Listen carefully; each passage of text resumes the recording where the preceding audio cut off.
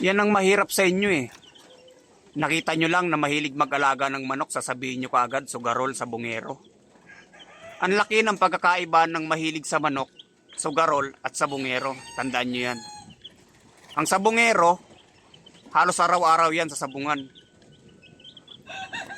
Ang mahilig sa manok, itinuturing yan na pet at best friend, kagaya lang ng mga aso at pusa.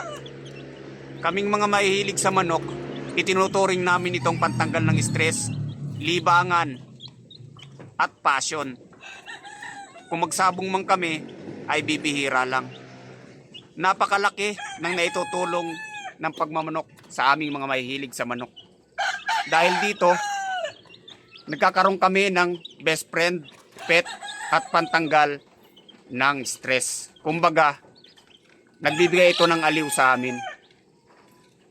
Kung gumastos man kami, ay para yon sa aming kasiyahan.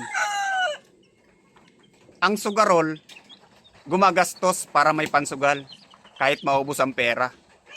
Kaming mga mahihilig sa manok, libangan lamang